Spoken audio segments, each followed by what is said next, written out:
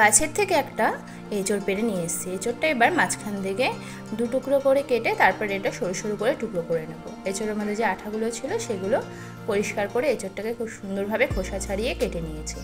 আজকে এই এঁচড়টা দিয়ে করব খাসির মাংসের যে চর্বি হয় সেই চর্বি দিয়ে একদম কষা কষাভাবে করব। এঁচড়গুলো একটু বড় সাইজ করে কেটে নিয়েছি, আলুগুলো একটুখানি বেশি বড় বড় করে কেটে নিয়েছি।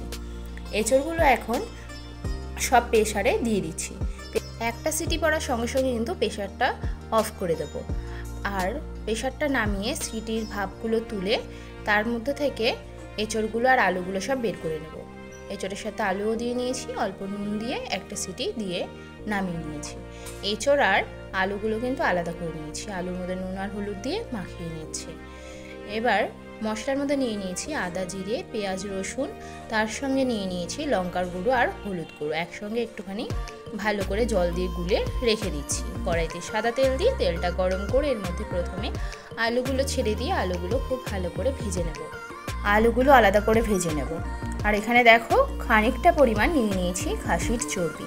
চর্বিগুলোর মধ্যে কিন্তু অনেক সময় লোম থাকে, খুব ভালো করে সাবধানভাবে ধুয়ে নিতে হয়। পেঁয়াজ কুচিয়ে নিয়েছি অনেকটা পরিমাণে। আলুগুলো ভাজা হয়ে গেছে, এবার আলুগুলো কড়াইয়ের থেকে নামিয়ে নিচ্ছি। আলু ভাজা তেলের মধ্যে আর একটুখানি সর্ষের তেল দিয়ে দিচ্ছি। এর মধ্যে দিয়ে দেবো একটা চর্বি। এইভাবে কয়েকটা চর্বি দিয়ে চর্বিগুলো সব আস্তে আস্তে করে ভেজে তুলে নেব। চর্বিগুলো দেখতেই পাচ্ছ খুব বেশি কিন্তু ভাজিনি, এর মধ্যে নুন আর হলুদ কোনো কিছুই দিইনি। তেলের মধ্যে ভেবে চর্বিটা দিয়ে একটুখানি ভাজা করে নিলে কি হয়, তরকারির মধ্যে চর্বিগুলো গলে যায় না, প্রায় গোটাই থাকে। একটা চর্বি কড়াইতে রেখেই দিয়েছি, তার মধ্যেই ভাপ দিয়ে রাখা এঁচড়গুলো দিয়ে এবার এঁচড়গুলোকে ভেজে নেব। এঁচড়গুলো নাড়াচাড়া করে নিয়ে এর মধ্যে এবার পরিমাণ মতো নুন আর তার সঙ্গে দিয়ে দেবো কালারের জন্য হলুদ। নুন হলুদের সঙ্গে এঁচড়টা একটু নাড়াচাড়া করে ভাজা করে নেব। নাড়তে নাড়তে এবার এর মধ্যে পেঁয়াজগুলো যে কুচিয়ে রেখেছিলাম সেই পেঁয়াজ কুচিগুলোও দিয়ে নিচ্ছি। সব কিছুর সঙ্গে এবার খুব ভালো করে এঁচড়টাকে ভাজা করতে থাকবো। গুলে রাখা মশলাগুলোও দিয়ে নিয়েছি, মশলাগুলো দিয়ে এবার এঁচড়টাকে আরও ভালো করে কষাতে থাকবো। এবার এর মধ্যে দিয়ে দিচ্ছি ভেজে রাখা চর্বিগুলো। চর্বিগুলো দেখলেই বোঝা যাচ্ছে চর্বিগুলো কিন্তু খুব বেশি ভাজা করিনি, জাস্ট তেলের মধ্যে দিয়েই তুলে নিয়েছি। এঁচড়ের সঙ্গে এবার চর্বিগুলো খুব ভালো করে কষাতে থাকবো। ভেজে রেখেছিলাম যে আলুগুলো, সেই আলুগুলোও কিন্তু দিয়ে নিয়েছি এঁচড়ের মধ্যে।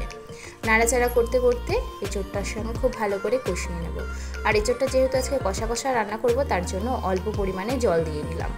খুব বেশি কিন্তু ঝোল দেব না, একদম অল্প ঝোল দিয়েছি, জাস্ট সেদ্ধ হওয়ার মতো হওয়ার জন্য।